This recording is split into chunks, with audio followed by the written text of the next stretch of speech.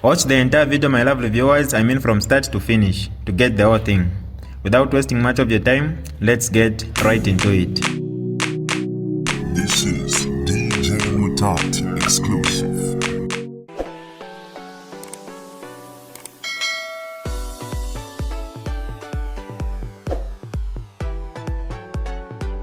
Hi lovely viewers, it's me again, your one and only Mutati Mpundu. Welcome to my YouTube channel. If this is your first time on my channel, kindly subscribe to my YouTube channel by hitting the subscribe button down below. Turn the bell icon to join the notification squad.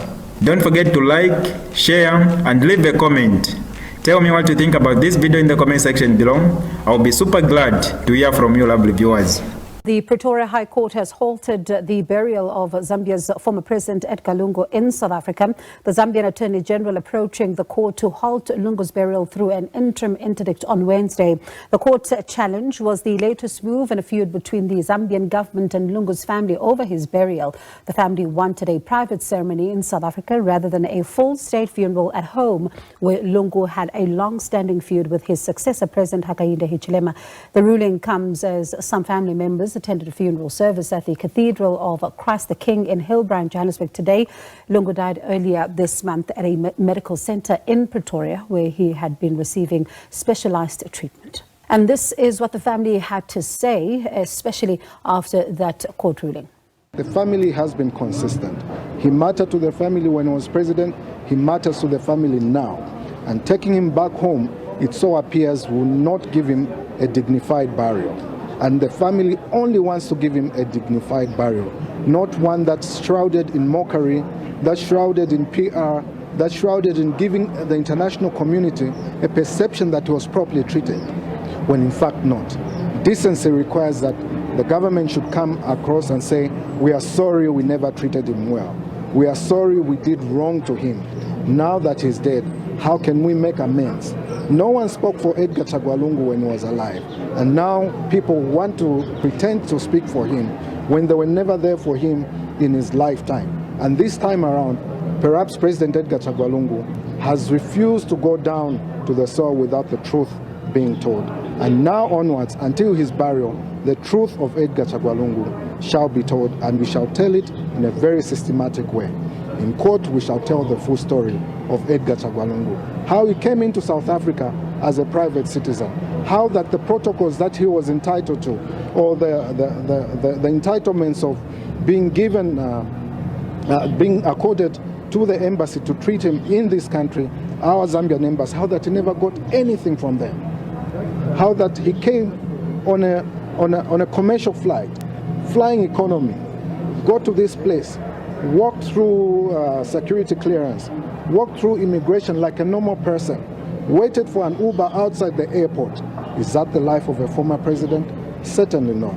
And this should not be, his death should not be used as a PR stunt by the government of the Republic of Zambia. That story we shall tell in court, and evidence shall be brought before the court that will exonerate President Edgar Lungu and his family. All right, let's take this discussion further now. We speak to SABC News International Editor Sophie Mukwena, SABC News Senior Reporter Kalima Panga, and of course another Senior Reporter, Crisalda Lewis, for joining us on the story. Crisalda, you've had quite the eventful day, you and Sophie, out there tracking developments on the story while Kenny was in court.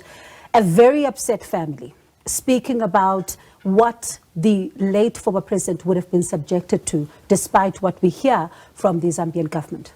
Well, clearly, Bongiwe, it has been the family's wishes that the former president of Zambia, Edgar Lungu, not be repatriated to Zambia. In actual fact, from the clip that you just heard from the family spokesperson, they're asking questions about why he should now all of a sudden be treated a particular way when they say he was not treated right when he was alive. So the outcome of the court case that my colleague Kalima Panga was covering was certainly a blow to them. They would have hoped to continue with the funeral service and the burial, the private burial that was scheduled for today, but of course that did not go their way. But they do say now, ventilating this in court at a later stage would give them an opportunity to raise more issues about what they say is the manner in which the late former president was treated. And I suppose they're looking for a moment to then be able to air the grievances that we even heard a snippet of today. Kenny, let's speak about the reasons that the court reached this particular conclusion, because while the developments were taking place in Johannesburg earlier, there was also, a monitoring of what was taking place in the courtroom. Indeed, Bongiwe, it's important to note that the outcome you saw today following the interim interdict application was by agreement by both parties. That means that instructions were given for both parties to give undertakings and make whatever concessions they needed to make to meet each other in the middle and find some form of an agreement, which was made into a draft order that later became the order of the courts. They had the opportunity to argue the matter should they choose to do so. Parties chose to go into this agreement with one another pending the main adjudication of the matter, which really is the heart of the issue, where you're going to delve into the substantive issues being raised by the Zambian government, which is that this is a public interest matter and it involves the Republic of Zambia and the best interests of the Zambian nation. They brought this application in terms of Article 177 of Zambia's constitution, which empowers the Attorney General to always act in the best interests of the Republic of Zambia. And it is their contention that it is not the best interest of the Republic of Zambia and the Zambian nation for its former head of state to be laid to rest in South Africa and not in his homeland. Now, there is an opportunity in this over a month window for parties to find some form of a resolution outside of the court. Failure to do so means that you will have a situation where the former head of state will be laying in that morgue for over a month as they await that main court hearing on the 4th of August for them to finally adjudicate this matter. And I'm going to get to that in just a moment. And the second part, which takes us back in time, Sophie, around the late former President Kenneth Kaunda. But I want to stay with what we're seeing unfold here. You look at former President Edgar Lungu and his successor. We saw tensions play out in life. Now, even beyond the grave, tensions are playing out? Well, I think the Zambians in the region, Zambia is quite an important country that led and supported many countries to be free. And they have been a good example of Africa in terms of many issues, with their founding father, Kenneth Kaunda, leading the way in an exemplary manner. Now, this problem of a former leader and a sitting president fighting, it's not new. The founding father, that country, arrested its own founding father, KK, you'd recall. And other leaders in the region had to intervene. He even had to come to South Africa. Then the South African government under Begi gave him a house to write his book and tried to support him emotionally. Some of the children were accommodated in Namibia. You come to Chiluba, the same person who persecuted KK, he also went through troubles. Now, you had the opposition leader, Hakainde Hichilema, being arrested most of the time when he was competing with Edgar Lungu. Today, you have Hakainde Hichilema, who is now the president, who's accused of also violating the rights of the former president. The only difference is that they haven't arrested the former sitting president, but the wife of the late former President Lungu is facing charges as we speak. She has to attend some court proceedings in Zambia. Therefore, this problem of tension in the leadership post and during your tenure becomes an issue, and it's something that I think Zambia as a role model in the region will have to deal with. I remember asking the former South African President Jacob Zuma in Zimbabwe when he went there during the official funeral of the former president of Zimbabwe, Robert Mugabe, that why on the continent there's always tension between a sitting president and a former president. So I think that whole problem is continuing. In Zimbabwe, the government under Mnangagwa agreed finally to what the family wanted. But even there was a long argument back and forth that Mugabe is the one who built the Heroes Acre. He has buried many people there. He must also go there. While the family was saying, no, he must go to his farm. That's what he said. So I think it is a problem. In South Africa, it's quite different. Madiba made it clear to everybody that he wants to be buried in Klunu. The South African government, even before Madiba passed on the M plan, they planned around burying Madiba in Klunu according to his wish. So I think other countries can learn from South Africa that much as a person is a former head of state or a head of state, you also have to respect what the family is saying. So I think at this moment, you need a country like South Africa that has done it before to ensure that there's no tension, to assist countries such as Zimbabwe, the chair of SADC, and of course other former heads of state in the region like your Jakaya Kikwete, because when KK had problems in his country post his tenure, it was countries such as Tanzania, Mwalimu Nyerere, who intervened. Griselda, when one thinks about that moment when Kenny is in court, the story is breaking, Sophie is speaking, and then the family post that, post the mass, gets to learn about what had happened. Let's speak about the moment, how the news was broken, and how was their reaction? Given that we were at the church service that was that happened after the announcement or the ruling that was made at the High Court in Pretoria, the family had been in court and had made their way to the service just shortly after that announcement had been made. And when they arrived, they were quite, you could see that they were devastated. That was not the outcome that they were hoping for. And there'd been also quite a number of mourners, Zambians here in South Africa. There were also a number of MPs, members of parliament, that flew from Zambia to South Africa, hoping to attend this final send-off. That did not happen.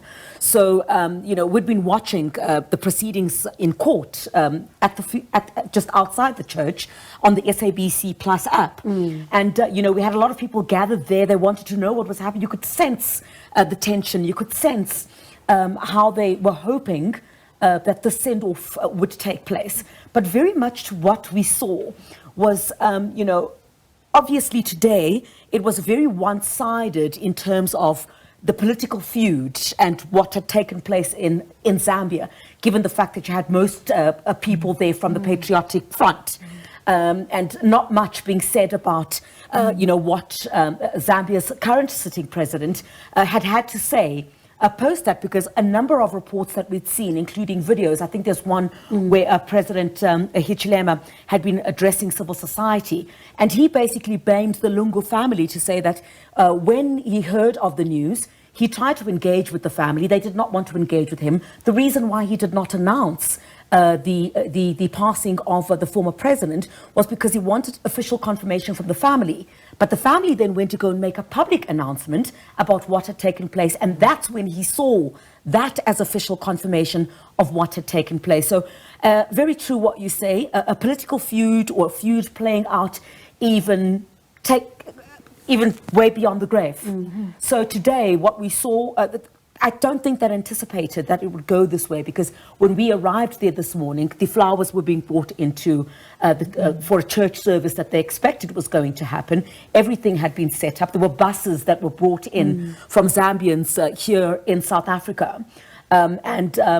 You know, senior members, I mean, the vice president of the Patriotic Front was also present. And opposition members, other smaller parties. Absolutely. So in speaking to them, you know, they spoke very much about wounds that were even being more deepened as a result of what had taken place. They asked questions about why have this court action on the day that we're supposed to, you know, send him to his final resting place. And most importantly, from what we pick up, as Sophie indicates, it's going to take someone to intervene in what is taking place at the moment, because from the sentiments shared by the family spokesperson was that he was treated less than. He was treated as if he did not make any contribution to Zambia. He got in an Uber when he came to South Africa. His protection detail was not there, and a host of other things. So it was very clear that they did not want, as per the wishes, what we heard from the family, as per the wishes of the former President Edgar Lungu, they did not want President Hichilema anywhere near his body, and his family was prepared to keep it that way. And Kenny, what is the court saying about who can, visit the morgue to check what is happening and to be near his body right now? Well, the court has made a very limited order regarding who can go and visit the remains of the former president in the interim as we await the final determination of this issue. Remember, I did state earlier that the actual arguments for the interim interdict that would have been arguing for those requirements, that is establishing the prima facie right, showing that the balance favors the applicant, the balance of probabilities rather, and then also showing that there's no alternative remedy other than to approach the court. I heard my colleague earlier stating that the family was questioning why approach the courts at the final hour, if we could describe it that way. I think Ms. Sophie can elaborate further on the engagements with the family, but we do know that the Zambian government first looked to the South African government for intervention. And it is against that backdrop that the South African government said that while their position is that they would like to see a figure like this be honored in a state funeral that is befitting for a former head of state, they are legally obligated to respect the wishes of the immediate family of the former president. It is against that backdrop that the South African government could not intervene on behalf of the Zambian government.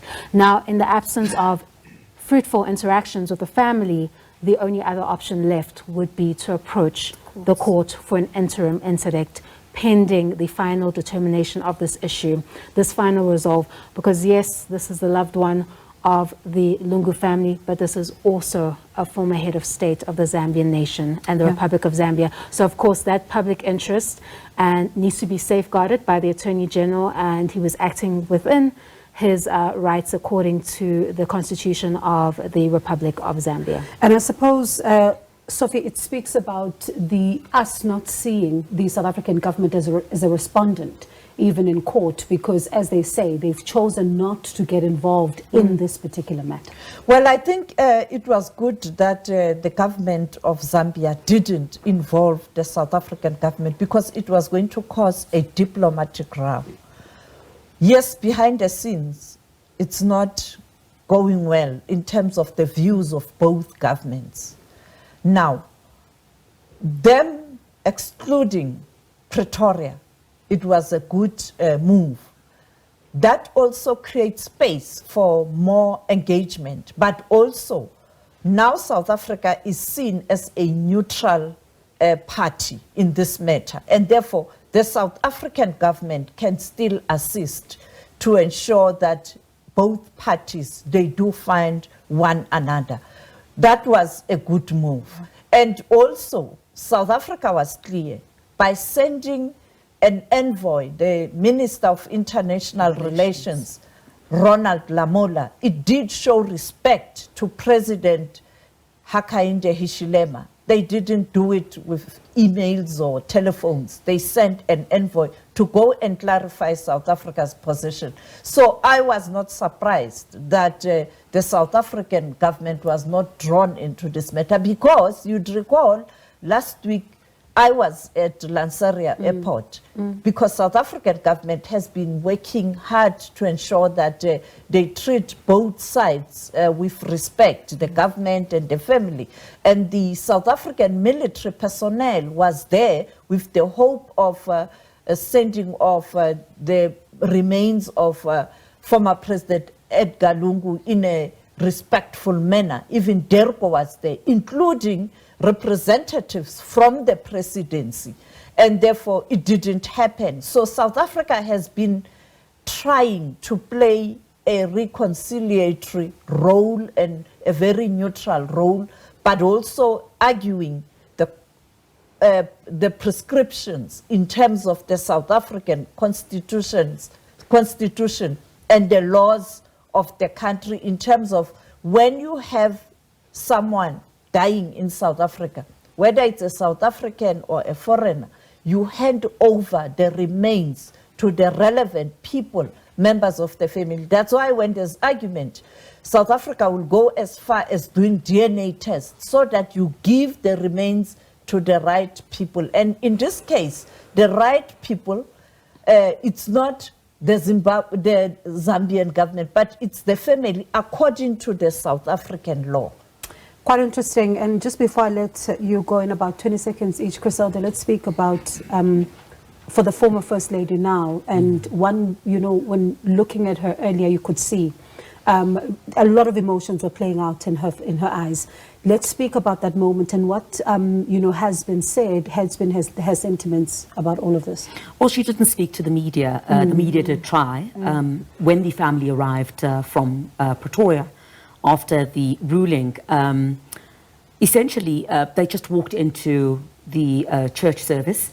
And where you really saw her broke down was when she was approached by the Vice President of the Patriotic Front. And they had a brief conversation. Both of them had a very emotional, very brief conversation. But you could sense that the family itself was quite distraught by the decision that was taken. They'd hoped that the funeral service and the private burial would go ahead. I think what was even worse for her would be the fact that you know that she's facing court challenges in her own country, accused of certain charges. And she was supposed to have gone to Zambia on Tuesday to appear in court. So you can imagine it's those court appearances, and on the other hand, you have this protracted issue that you would want to resolve. So I guess she is a human being, and it's getting to her. I mean, she is a human being, and that is why I'm saying now you need voice of reasons in the region. We don't have a problem of senior diplomats in this region and senior elders in this region to assist Zambians to find one another. And we'll continue to watch this emotive story. Thank you so much for your coverage. You really did sterling work today. That's my colleagues there, SABC News International editors of Mokwena, as well as senior reporters Griselda Lewis and Kenny Mapanga. This is DJ Mutati exclusive. Alright, that's all for you today, lovely viewers. If you did enjoy the video, please don't forget to leave a comment in the comment section below. Tell me what you think about the video you just watched in the comment section below. I'll be super glad to hear from you, lovely viewers. Once again, I go by the name of Mutati Mpundu. I love you, peace, I gotta go.